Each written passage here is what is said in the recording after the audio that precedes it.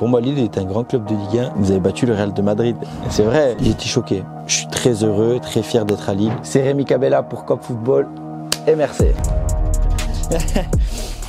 Alors salut Rémi. Salut. Aujourd'hui, tu es numéro 10 du LOSC. Tu as joué à Montpellier, à Saint-Etienne, à Marseille en première ligue. C'est comme ça que tout le monde te présente. Mais Krasnodar aussi. À Krasnodar. Et Arles-Avignon. Arles-Avignon, voilà. Il y en a plein. Ta 16 ans de carrière, c'est quasiment, ça commence à faire beaucoup. Mais toi, comment tu te présenterais personnellement? Dans quel sens? Dans le sens Rémi Cabella, que ce soit le joueur ou comme tu veux. Toi. J'ai beaucoup grandi, évolué. C'est vrai que quand j'ai commencé dans ma vie, j'étais un peu foufou. Je le suis toujours, mais un peu plus réservé. Mais sinon, après, j'ai bien grandi. J'ai bien évolué et je suis content aujourd'hui d'être ce que je suis grâce à ma vie et grâce au foot aussi. Donc, je suis content, oui. Il y a quelque chose qui a dû te rendre très heureux aussi il n'y a pas longtemps, c'est un certain match contre le Real Madrid. Tu as fait partie d'une équipe qui a battu le Real Madrid pour la première fois depuis janvier. Est-ce que tu peux me parler un peu de ce match? Comment vous l'avez préparé? Comment ça s'est passé? On peut dire les secrets. Les secrets, peut-être pas. Comment on l'a préparé? Je pense qu'on est une équipe qui se prend pas la tête. C'est vrai qu'on a joué le Real de Madrid.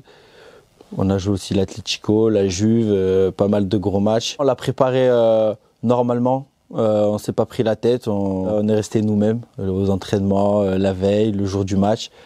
Et après sur le terrain, dès que il y a le coup de sifflet de l'arbitre, ça y est, on est focus. Du début jusqu'à la dernière minute, on a été concentré et ça s'est vu parce qu'on a fait un match complet.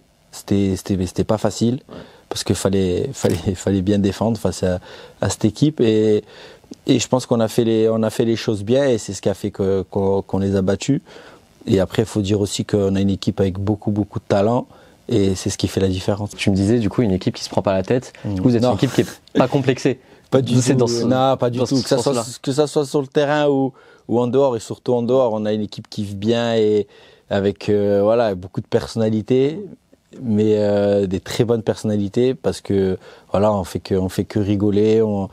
On fait que se chambrer et ça se ressent sur le terrain. Il n'y a pas de prise de tête, il y a zéro problème entre nous, mais vraiment. Et c'est ce qui fait la différence. Après, on a le club qui veut ça, le président qui a mis les joueurs en place et le coach aussi avec son staff qui font la différence et il y a tout qui prend. Il y a tout qui se prend bien dans le moule et ça se ressent. Ouais. Sur ce match, justement, le coup de sifflet final, est-ce que c'est l'un des moments les plus forts de ta carrière? On le réalise après. On le réalise après parce que c'est déjà de base, c'est pas une finale. Ouais. C'est pas un match où tu joues le maintien ou le titre. C'est un match de Ligue des Champions qui est une des plus belles compétitions face au Real. C'est sa compétition au Real. Et on le ressent après. On le ressent quand ça retombe un peu, parce qu'après on est encore dans l'adrénaline, un peu la concentration. C'est surtout le contexte derrière avec tous les gens qui ont suivi le match et tous les supporters qui ont vécu ça, qui nous ont donné les émotions. Ouais. C'est eux qui nous ont donné les émotions et c'est ce que j'ai ressenti moi. Et c'est vrai quand tu parles à ta famille, à tes proches, tout le monde, vous avez battu le Real de Madrid, c'est vrai. C'est vrai. Mais moi personnellement, c'est énorme et c'est magnifique. Mais moi j'ai retenu les 3 points parce que pour la qualification il faut un certain nombre de points. Moi je pense déjà à 3 points en plus pour se qualifier et ça c'était important. C'était important. Moi je joue pour la suite. Pour la suite, exactement. Et justement en parlant de la suite, est-ce que ces victoires-là, quand t'en as parlé, Real Madrid, Atlético, le nul contre la Juve, c'est quand même des sacrés résultats. Est-ce que ça vous donne de nouveaux objectifs pour la Ligue des Champions? De nouveau non, on garde, comme j'ai dit, on est une équipe franchement, on se prend pas la tête. L'équipe elle sait ce qu'elle veut.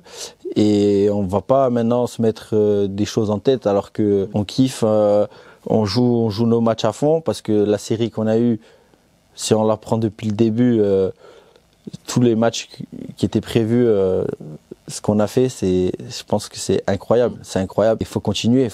Je sais qu'on a les forces, on a les joueurs pour et on a la mentalité. Et, comme dit le président, le coach. Voilà, faut garder ça et ça c'est super important. Et tu penses que la défaite face au Sporting, le premier match, ça a été une sorte d'électrochoc? Est-ce que vous en avez parlé et ça... Non. Après, c'était le premier match. Je trouve que le Sporting aussi des armes, comme Gyökeres. C'était le premier match, voilà, ça arrive. Parfois, il faut savoir perdre. Et comme on dit, on perd pas, on apprend. Et je pense que ça nous a fait du bien. Ça nous a fait du bien parce que c'était une série. Je crois qu'on était dans une période où on était sur 4 matchs, où après on avait une période où on gagnait pas. Parce que je crois qu'il n'y avait Paris aussi à ce moment-là. Le Slavia Prague aussi. Donc on était dans une période un peu compliquée. Enfin un peu compliquée du résultat, pas en dehors. Hein. En dehors, on savait qu'on allait revenir. Mais non, on a appris et ça s'est vu après sur la suite et c'est pas fini. J'ai un petit dilemme pour toi. Aïe, aïe, aïe. Tu me parlais de suite tout à l'heure. Si là je te dis que vous allez en demi-finale de Ligue des Champions, mais que vous vous qualifiez pas pour la prochaine en championnat, est-ce que tu signes ou pas? C'est compliqué. C'est compliqué. Non, c'est vrai que c'est énorme de jouer une demi-finale. Hein. Mais moi, je pars du principe que tout est possible. On joue pour gagner. Il n'y a pas de petites équipes. C'est pas l'équipe qui fait. C'est pas le nom de l'équipe qui fait le match. C'est ce qu'on y met sur le terrain. Si c'est pour terminer en demi, je préfère jouer la Ligue des Champions après. Parce que tu veux la jouer tous les ans. La jouer tous les ans et jouer pour aller en finale et pour gagner. Après, c'est vrai que c'est des chances minimes, mais on joue pour aller au bout. Pour aller au bout, toutes les compétitions, même si c'est la plus grosse et c'est la plus difficile, mais on va se battre. Et si on me dit, ouais, tu termines en demi ou la jouer l'année prochaine, je préfère aussi la jouer l'année prochaine. C'est-à-dire qu'en championnat, on sera dans les 3 premiers et que l'année prochaine, on a une chance de faire mieux que la demi. Vous avez un nouveau coach là, du coup, depuis cet été. Qu'est-ce qui vous a apporté, Bruno Genesio, dans la mentalité, dans le jeu? En fait, quand il est arrivé, c'est vrai qu'on avait encore le système de jeu un peu de Paulo Fonseca et le coach a voulu laisser ça un peu, ce qui est normal parce que quand l'équipe elle marchait bien. Puis après, petit à petit, il a mis sa petite touche et aussi il a compris qu'il fallait aussi qu'il la mette parce que c'est important même pour lui et pour nous d'avoir son idée de jeu, son système.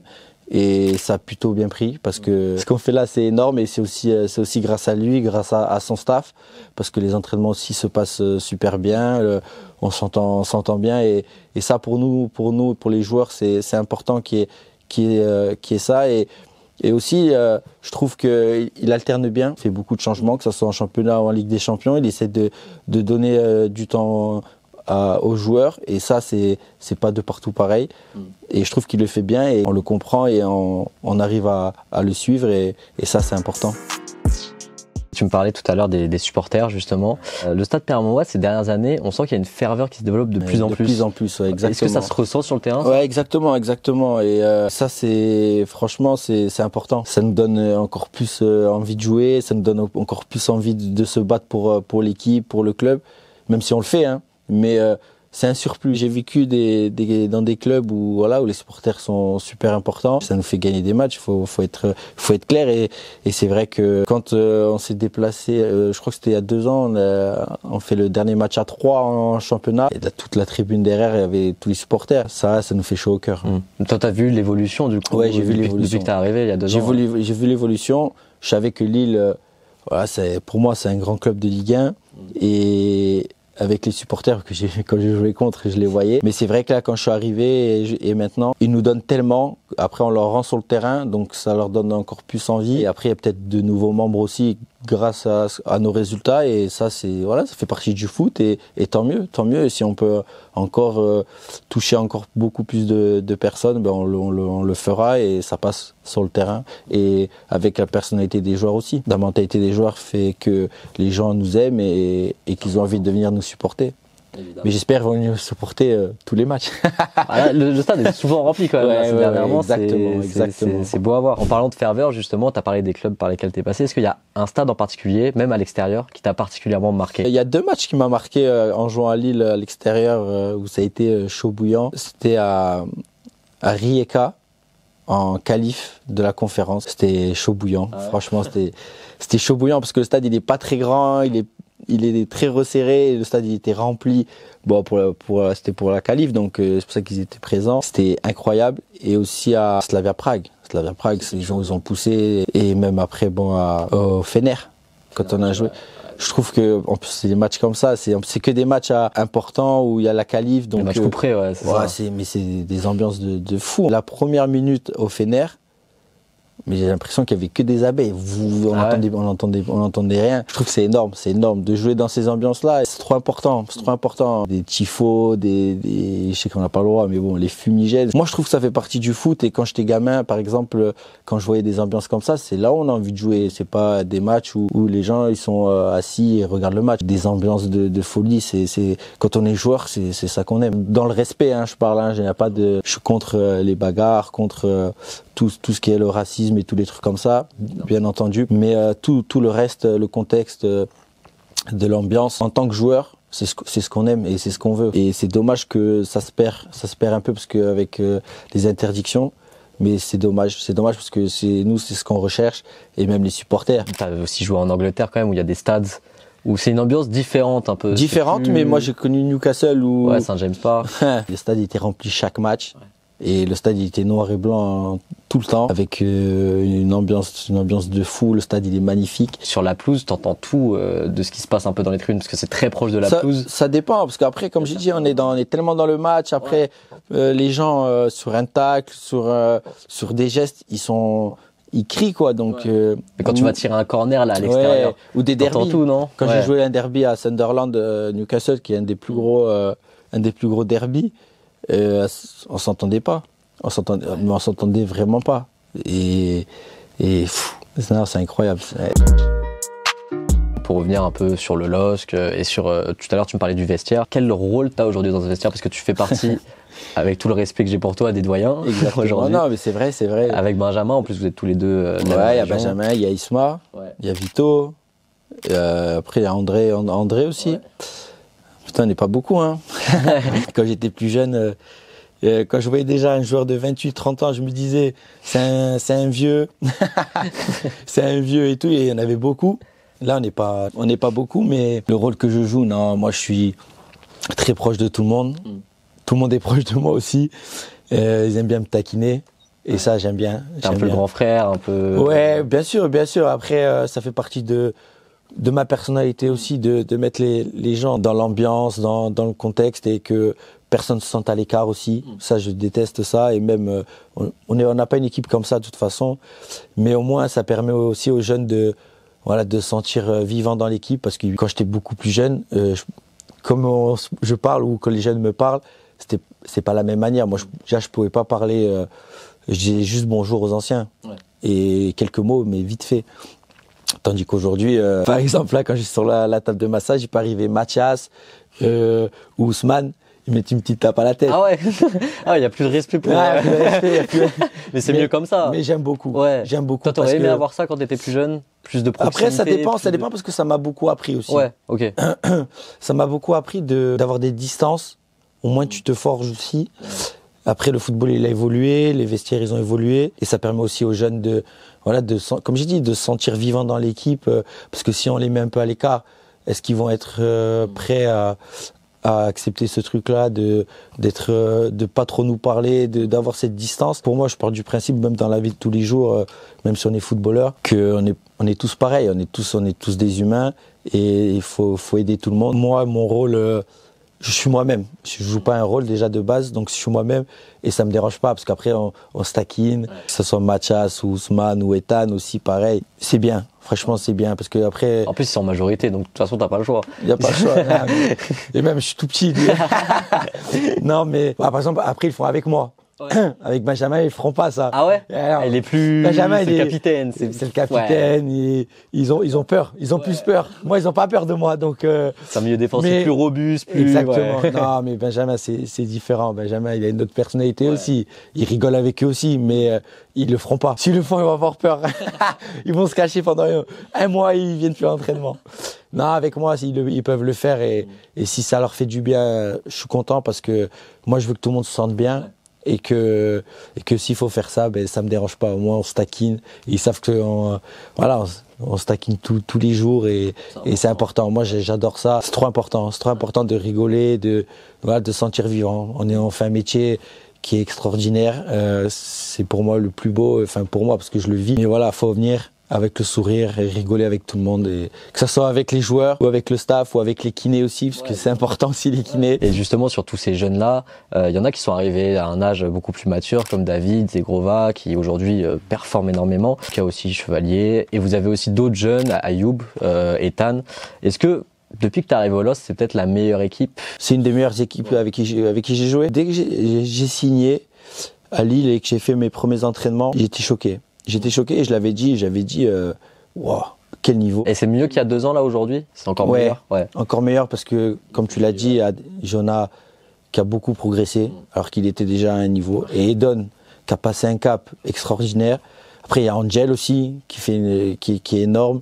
Il y a Ayoub qui monte petit à petit, qui monte et qui fait son travail. Il y a Bafodé aussi. Il y a Bafo, tous les citer. Voilà, franchement, je peux tous les citer parce qu'il y a Thiago Santos aussi qui est arrivé et que petit à petit aussi a fait son trou. Et bon, là, il est blessé, le pauvre. Mais il est énorme aussi. J'ai une équipe avec Lucas aussi qui a évolué, qui était bon déjà de base, mais que là a pris une ampleur pour moi incroyable. C'est pour moi lui qui a pris l'ampleur la plus grosse. Et après il y a Ayoub, il y a Ethan. Bon, Ethan il est blessé. Mathias aussi qui revient, qui monte aussi. J'aime beaucoup aussi Ozame Sarawi. Qui pour moi, voilà, après c'est... Tu kiffes je kiffe. Okay. Ozame, comment il joue et tout. Ouais. Après il arrive de l'étranger, donc c'est normal les premiers matchs, mais là il est énorme, il est énorme. Et... Tu t'en inspires en fait, toi aussi. Exactement, moi s'ils sont plus jeunes, je peux avoir 34 ans, je kiffe de les voir jouer, je kiffe d'être avec eux, je kiffe de m'entraîner avec eux, de voir tous ces talents-là autour de moi, je me dis putain c'est incroyable, c'est incroyable.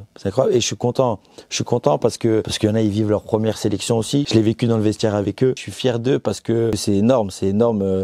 Voilà, j'étais jeune, maintenant c'est moi qui ai l'âge des anciens et qui voit les joueurs évoluer, et à ce niveau-là, c'est monstrueux, ouais. Et sur ton arrivée, tu es arrivé à une période un peu compliquée pour toi. Tu pars de Russie, un peu en urgence. T'atterris à Montpellier, il y a eu des pépins physiques. Montpellier, ça s'est pas goupillé comme il fallait. Comment ça s'est passé toute cette période-là psychologiquement, et ton arrivée, comment t'as été accueilli? Psychologiquement, vraiment, je me prends pas la tête. Je me prends pas la tête. J'étais très bien en Russie.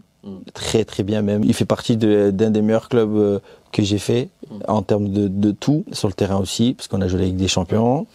Le club m'a fait confiance, le club m'a pas lâché, je m'entends super bien, j'ai encore des contacts aujourd'hui. Et après, bon, il y a eu ce qui s'est passé, la guerre, malheureusement. Je suis rentré à Montpellier. C'est vrai que j'aurais aimé finir la boucle, là où j'ai commencé. Puis après, il y a eu des petites péripéties.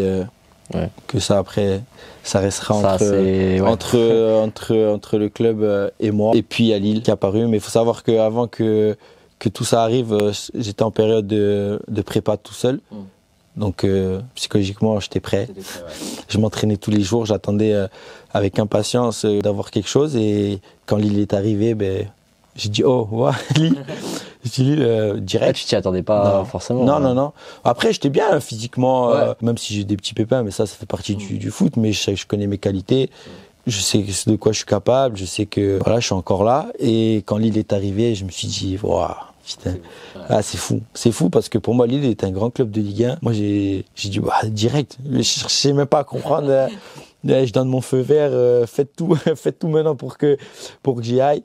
Donc le président, il m'a appelé 3-4 fois pour savoir comment j'étais, pour prendre un peu la température. Puis après, quand je signe à Lille, c'est vrai que les supporters au début, il y en a, ils étaient contents. Il y en a, ils étaient un peu sceptiques, ce que je peux comprendre, parce que j'ai pas fait la fin de saison à cause de mes petits pépins, et parce que j'étais à Montpellier et que j'ai joué un petit peu, mais j'ai pas fait les matchs 90 minutes. Puis le football, il n'y a pas de secret. René Girard, un jour, il m'a appris une chose. Il m'a dit le plus important au football, c'est le rectangle vert.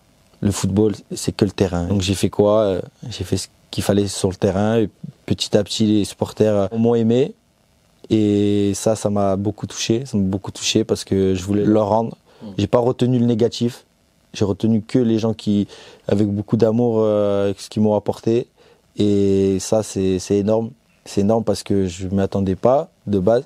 Et encore aujourd'hui, ils me lâchent pas. Et Et je les remercie vraiment du fond du cœur parce que je suis très heureux, très fier d'être à Lille et je suis très content de mes supporters et je leur dis merci vraiment.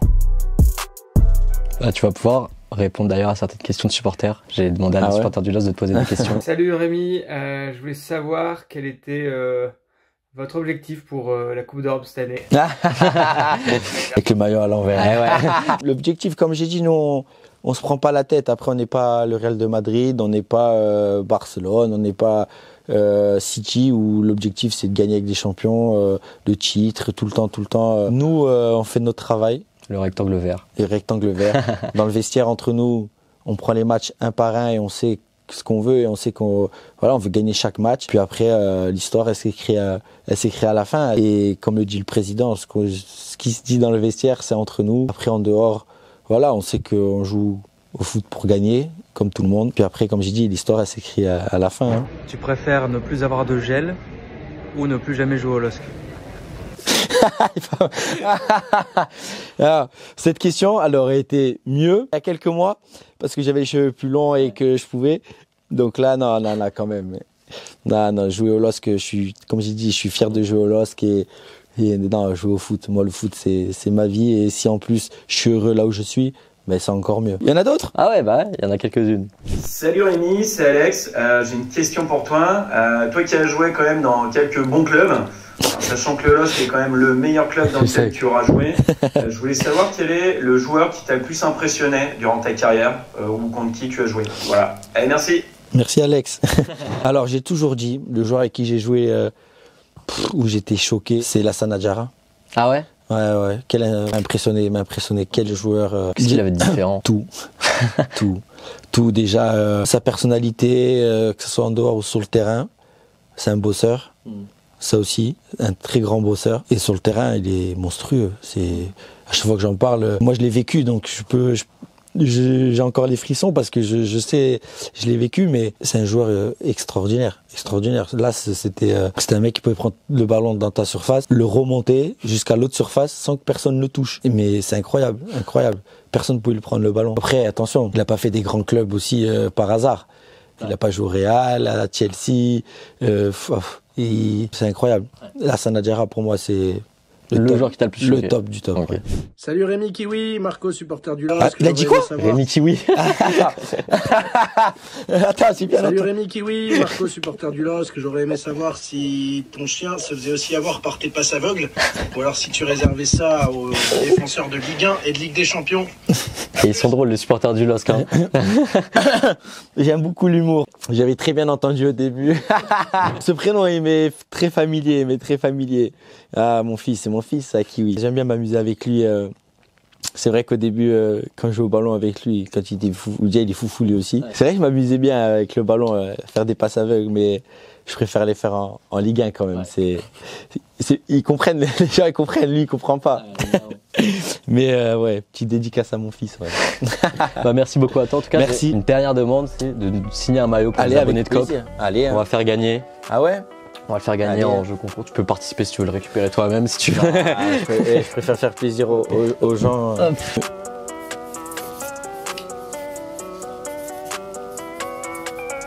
Merci à vous, franchement, plaisir.